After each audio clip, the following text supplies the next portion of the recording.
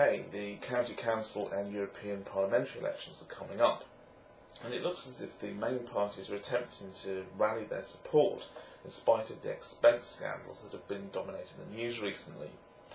It would also seem that some of the smaller players on the British political scene have spotted an opportunity to capitalise on the general disgust that's being voiced by the electorate over the MP's expense scandals. So, what should come slithering through my front door this week but a leaflet from the BNP, the British Nationalist Party? Now, I've put no link up in the sidebar for this because I don't want to give these people any more publicity than I absolutely have to. And at first, I was outraged that they could violate the sanctity of my home by posting this through the door. But then I realised that as a gay man, I should probably be thankful that it wasn't burning petrol. Nonetheless, the leaflet did make for pretty horrifying reading.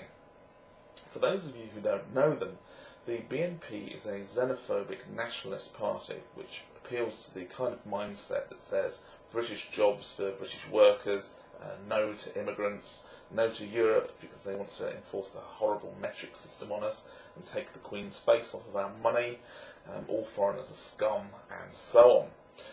Now, reading down their manifesto, there was one particular bullet point that sent a chill down my spine, and it referred to Turkey's proposed entry into the EU as a fully fledged member.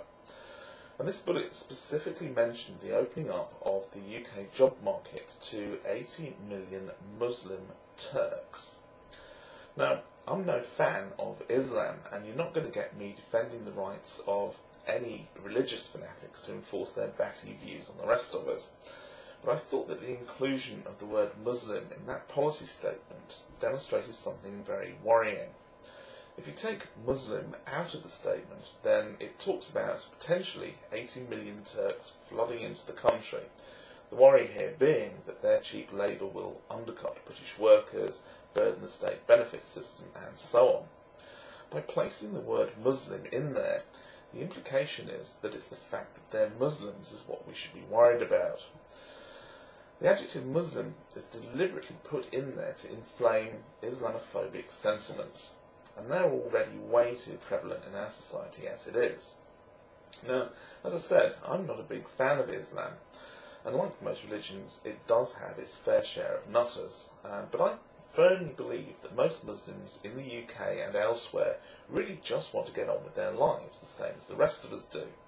Not every Muslim is Abu Hamza or Osama bin Laden, any more than every Christian is Ian Paisley or Fred Phelps. What this is nothing more than a further attempt to demonise Muslims. And now we have this worrying connection being made between the presence of a certain religious group in our society with economic crisis. Does that ring bells for anybody else? Now, I looked further down the manifesto list, and I was surprised to see that there was a missing bullet. This would be the one where they say they're going to stimulate the British economy by creating jobs for the workforce. Building ovens.